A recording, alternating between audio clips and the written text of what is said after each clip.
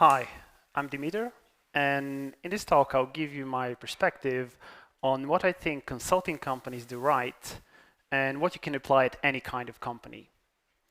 The title refers specifically to where I currently work, which was founded more than 20 years ago.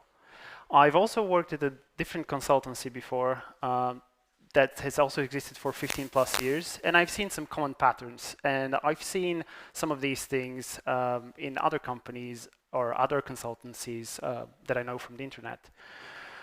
In my examples, I will use thoughtbot because that's what I know best, but I'm not here to sell you on something about thoughtbot. I'm here to inspire. In a way, the title could have been why consultancies invest heavily in the community and what you can learn from that. The second part, what you can learn from that, I added because probably some of you worked at product companies instead and not consultancies. And so I'll split the talk in two parts. One about consulting companies with examples from thoughtbot, and then we'll switch to product companies and which ideas transfer and what you can apply as well. First, let me define what I mean by making it. How do I define success? To illustrate, I have a story from a previous job. I was at a long-term vision meeting, the kind where you talk about the company in 5 to 10 years.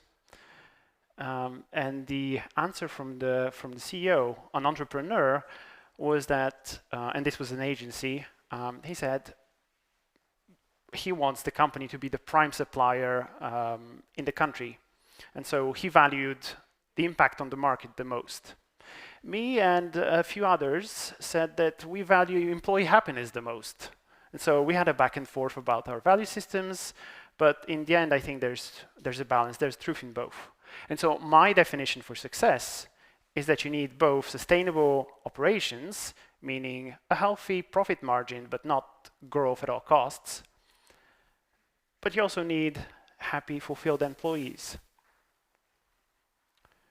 This second part is still what I'm most interested in, and the examples I give will be heavily biased in that direction. So, consultancies. Back to my alternative title, there's sort of an implicit assumption in there. It's that, consultancies invest heavily in the community. You know, that's at least what I've observed the most successful consultancies out there do. And to analyze this, I think it makes sense to separately consider two parts of the consultancy, of a consultancy. The company as an entity, and then its employees, its individual employees. What are their motivations for each one? Why contribute to the community as a company, and why contribute individually? I'll start with companies and immediately answer a question with a question. How do you hear about consultancies?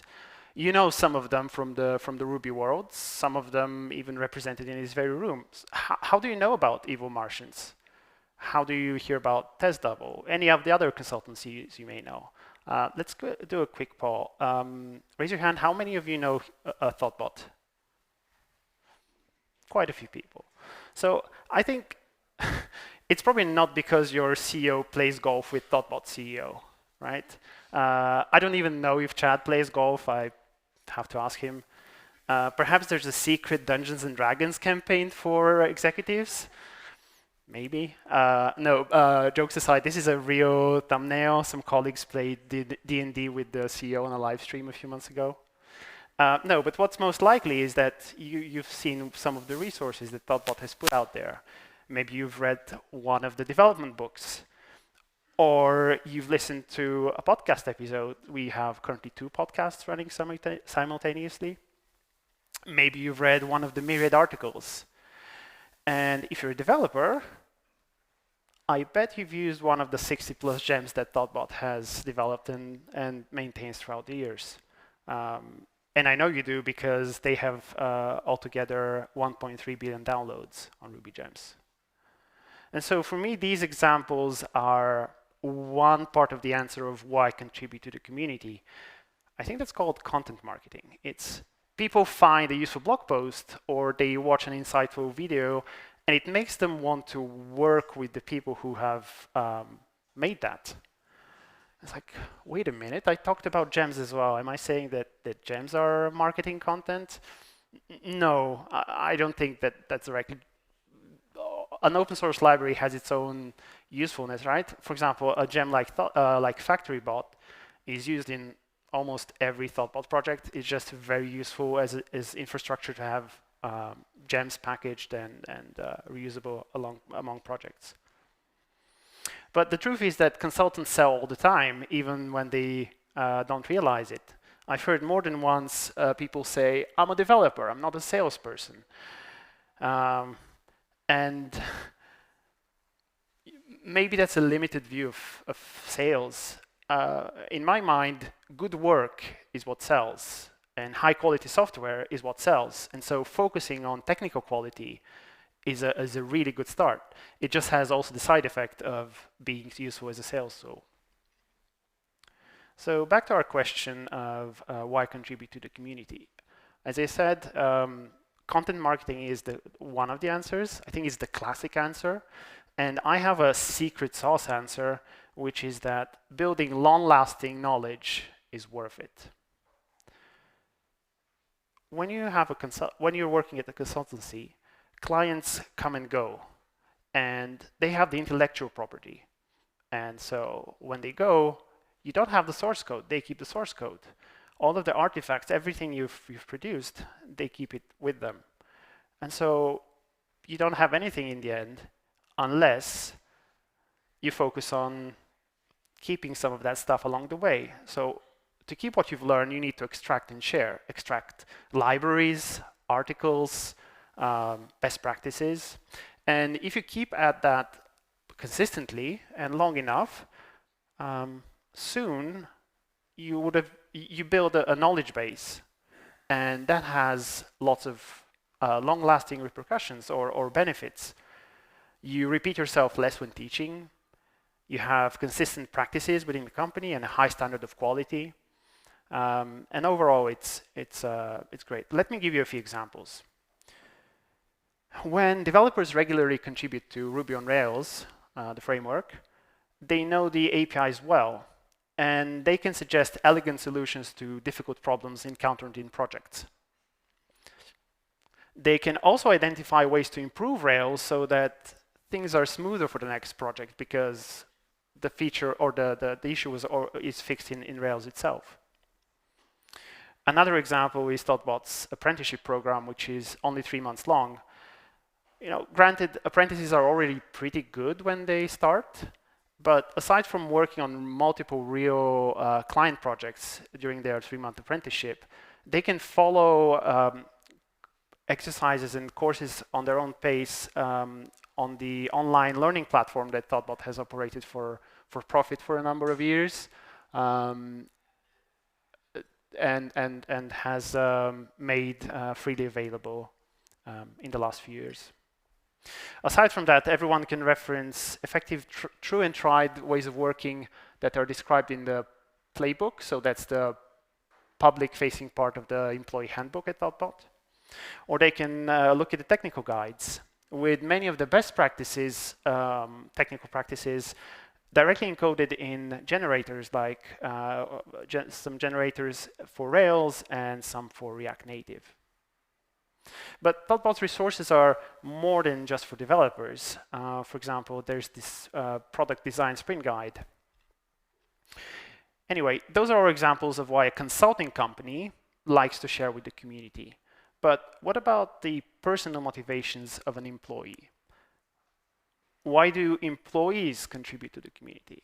And here, I cannot speak for all of you. I can speak about myself.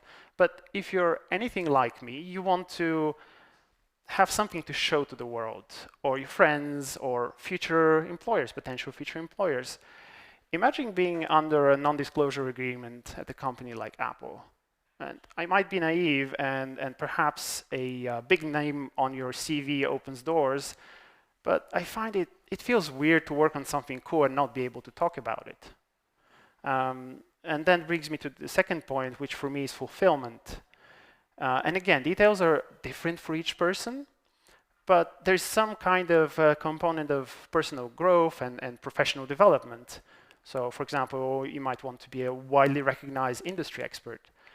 And for that, by definition, that requires being helpful to the community in the first place for them to recognize you. So let's review the incentives for companies and individuals. Contributions to the community lead to accumulating a wealth of knowledge, which makes learning easier. Having good resources in the open helps with getting leads. And converting those good leads means financial stability for the company and the people who work there. Furthermore, renown in the community helps with hiring and, in a way, with job mobility. So looking at these things, and it's pretty convenient because I made this table, it seems to me like the incentives align between the two. But even with aligned incentives, individuals need to be able to prioritize that work. They need to fit the time in the week to, let's say, contribute to open source or what have you. And that takes organizational support. Because one needs time to learn, time to write, or whatever you want to invest in. It also needs time to review each other's work and have time for open conversations and creativity. All of these things that make more meaningful community contributions.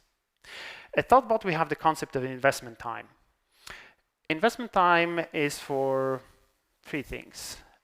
Investing in yourself, whether that's learning a new programming language, reading a book, following a course. It's also for improving the company itself. Doing experiments with the way we work in the company internally and challenging and modifying company policies. It's internal tooling, it's diversity, equity, and inclusion initiatives, maybe working on a product or interviewing candidates for new job openings and so on. Finally, investment time is for contributing to the community. It's volunteering, mentoring people outside the company. It's open source contributions, speaking at conferences, hello, or even organizing events. For example, I've been co-organizing Helvetic Ruby during my investment time, and now for the second year in a row. And overall, thoughtbotters are involved in all kinds of projects, all kinds. Just remember these figures I showed in the beginning. That's the work of many people. In short, investment time is worth it for thoughtbot. And I personally think that investment time is the key to thoughtbot's continued success. All right, so that was the example of one consultancy, which brings me to which parts of that make sense at a product company, and how might you introduce something like that to your company? My advice is in two groups, or to two groups. It's individual contributors and leadership. They play different roles at different stages of this, what I call this plan to drive change in the company. And the plan has three stages or three phases. Getting started, gaining momentum or gaining speed, and getting really good at it. So how to get started? The first phase starts for me with individual contributors. And this is the time where, as an individual, you ask yourself what you find fulfilling and choosing what you want to do. Is that learning a technology? Is that improving your writing, maybe your public speaking skills, contributing to Rails or any other technology? What is it? And there's so many things you can do and probably have so many ideas. I have a consulting trick here. It's given time and budget constraints, what's the highest impact action that you can take? So maybe that helps with the choice. Once you've chosen, I would start small. And one example how to do that is looking back to at your work at the end of every day and recognizing and celebrating wins. Things you've learned, things you've shipped, issues you've solved, and that counters the feeling of, I don't know what I did today or this week. And recognizing success boosts team morale. It keeps project momentum high. It promotes a culture of learning from each other. And when you have that culture of learning, you get in the habit of sharing, which is very important, and which is what helped thoughtbot publish thousands of articles over the years and record all of these videos for Upcase and record podcasts and so on. Speaking of sharing, can you explain to someone in a different department at work or someone outside of work what you're doing? If not, what are you even doing? Like, start there, start sharing, maybe not publicly like on a blog post, but just getting to the point of, can I explain the impact of my work? And from there, that gives you some practice, and then you can start sharing with the community itself. Because the Ruby community is very enthusiastic about learning together, I find. Do you know this newsletter, the Short Ruby newsletter? Yeah. So I think that Lucien Ginde does amazing work gathering social media posts and videos and blog posts and all of these things and packaging them in a compact format. And so, yeah, just post something on social media or publish a blog post, a short video about something. Tell us what you're doing. We're all doing different things because we are in different corners of the community. We have our own niches and industries or domains, and we like to learn from each other. So share, and people will really love seeing what you're doing. Once you have some individual ideas, like the grassroots part of it, start collecting those, identify common goals. If different people in the company, for example, have a similar goal, collect those and work in groups to achieve them together and to keep motivation high as well. I have some examples of things you could be doing. One is watch parties. We do those at thoughtbot. It's like maybe once a week, a 20 or 30-minute meeting. And the first 15 minutes, or the first half, is watching, let's say, a video course, some kind of lesson. And then the second part is discussing either what you just learned or if you already have experience with the concept, discussing your experience with that. You could be having lunch and learns or internal presentations in general about any topic, a story from your project from this past week, a bug you've solved, a blocker you have, and you want to explain the problem, and so on. That gets you practicing. So this, I guess, is internal, but being able to share within your company gives you ideas about things to share out there in the community as well. You could have a book club.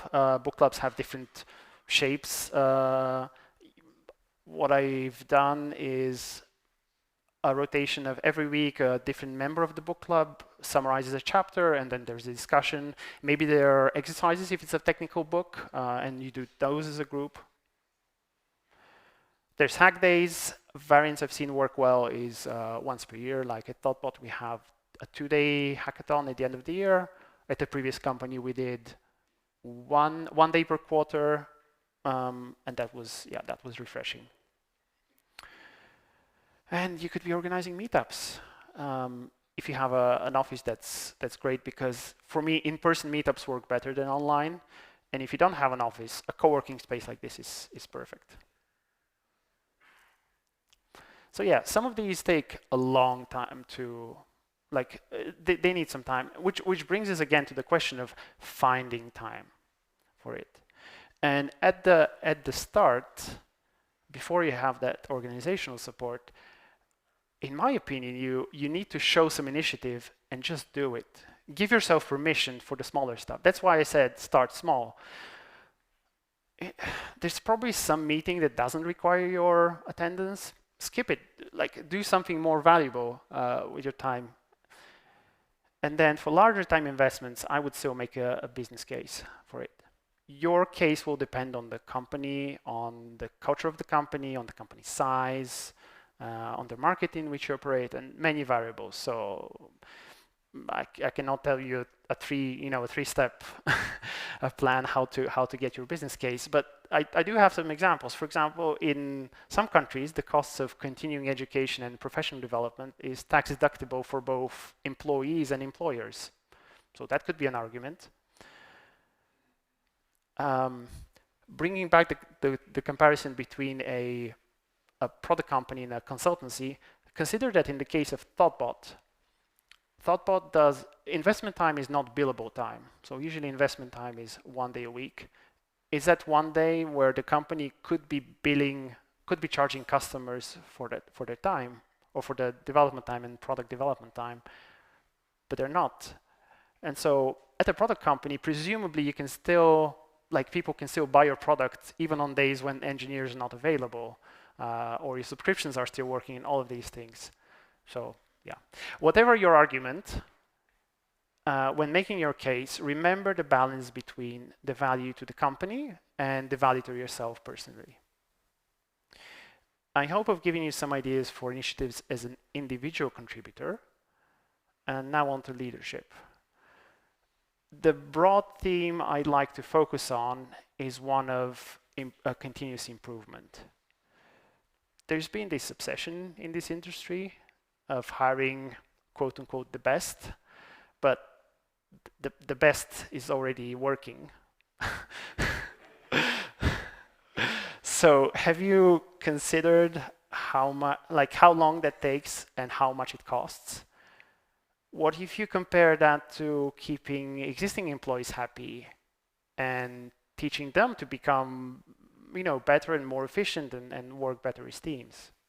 And this is why I'm a team lead. So I would invest in promoting good communication, clear communication, because that enables knowledge sharing.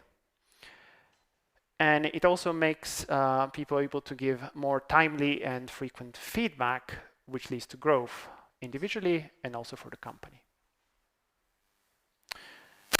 Finally, and this is for everyone, this concerns the entire company. Once you've gotten that buy-in, once you've decided what you want to achieve, get organized. Treat it like a project.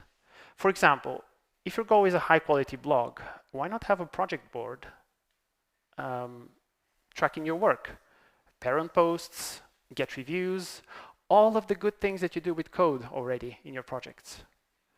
Same thing with conference talk ideas or meetup talks and so on.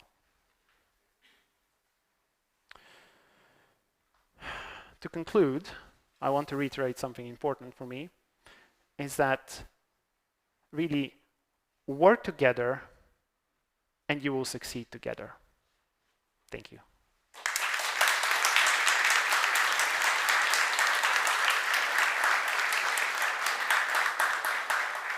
I would be remiss if I didn't give you a few details about the conference. It's happening soon, so it's Helvetic Ruby is a conference, it's the Swiss Ruby conference. It's happening on the 17th of May. Check out the website. You can still buy a ticket. Hope to see you there. And this is where you can find me online. Thank you.